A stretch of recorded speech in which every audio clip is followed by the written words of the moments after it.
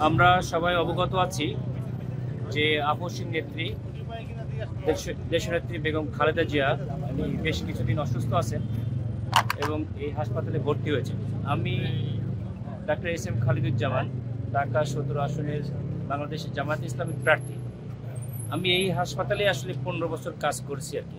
তো আমরা অবশ্যই খুবই দুঃখ ভারাক্রান্তভাবে বলতে হচ্ছে যে ওনার শারীরিক অবস্থা আপনারা সবাই প্রতি ঘন্টায় অবগত হচ্ছেন। তো সেই আলোকে বাংলাদেশ জামাত ইসলামীর আমির ডাক্তার শফিকুর রহমানও খোঁজ রাখছেন এবং উনি গুলশানের যেহেতু বাসিন্দা আমার আসনের মধ্যেই পড়ে।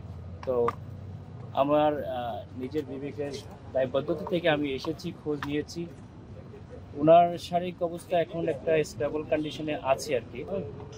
আমরা তার জন্য আমরা দোয়া করছি, সবাই দেশবাসীর কাছে দোয়া চাচ্ছি।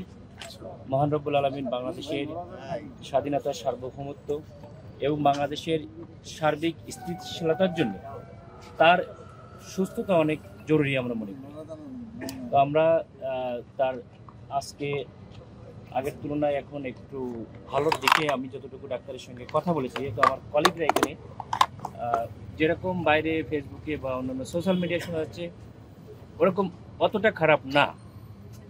আর টোটাল ব্রিফিংটা আমার ওনাদের দলীয় নেতৃবৃন্দ আবার দেখতে গিয়েছেন, আমার মনে হয় ওনারাই ভালোভাবে বিবৃতি দেবেন। তবে জামাত ইসলামের পক্ষ থেকে আমাদের জামাতে দোয়া চেয়েছেন, কিছুক্ষণ আগে ফেসবুকে পোস্ট দিয়েছেন। যেহেতু উনি শারীরিকভাবে এখন ইনফেকশনের যে জায়গায় আছেন, উনি সশরীরে আসেন নাই। আমি যেহেতু এখানকারই একসময়কার আমাদের সবাই তো কলিগ যারা ডাক্তাররা এবং ওনার যিনি চিকিৎসক তিনিও আমরা একসঙ্গেই থাকি আর কি। তো আমি সব কিছু খোঁজখবর রাখছি আমাদের দলের পক্ষ থেকে এখানে, আর আমরা তার সুস্থতা কামনা করছি। বিষয় আপনি যেটা বললেন যে অবস্থা ভালো আছে, এখন আগের থেকে স্টেবল আছে, তবে মীর স্নিগ্ধ এবং মঈন খান তারা কিন্তু বলেছে যে অবস্থা সংকটাপন্ন।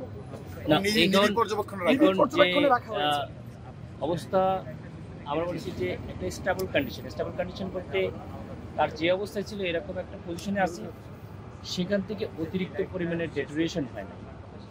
আর সেই অবস্থার পরে আরও তার কিছু চিকিৎসা হয়েছে এবং যদি তারা মনে করে ডাক্তার একটা বোর্ডও হয়েছে, সেই বোর্ডের সব ডিসিশন আসলে আমার পক্ষ থেকে, যেহেতু আমি একটা অন্য দলে, এটা বলার ঠিক।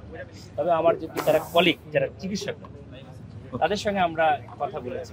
কিন্তু যতই হোক আমাদের নেত্রীর বয়স তো 79, আর মাল্টি অর্গান যে ইনভলভমেন্ট বলা হয়, এই অবস্থায় তো কোনো মানুষের যে একেবারে আশঙ্কার ঊর্ধ্বে সেটা তো বলার সুযোগ নেই। এই বাস্তবতাটা তো আমাদেরকে মেনেই নিতে হবে, সংকটাপন্ন সেটা মেনেই নিতে হবে। তবে যেভাবে যেমন ভেন্টিলেশন লাগা বা এই ধরনের গুলাতে এখনো যায় নাই আর কি। আমরা সবাই তার সুস্থতার জন্য দোয়া করব এবং চিকিৎসক যারা তারা সর্বাত্মক চেষ্টা করছেন, বিদেশে যারা টিম আছে তাদের সঙ্গে যোগাযোগ করছেন, সার্বিক উন্নতির জন্য চেষ্টা চলছে ডাক্তারদের পক্ষ থেকে। আমি নিজেও যেহেতু একটা চিকিৎসক, আমিও বলবো যে আমাদের দিকে যতটুকু চেষ্টা করা সম্ভব সম্পূর্ণরূপে চেষ্টা হচ্ছে আর কি।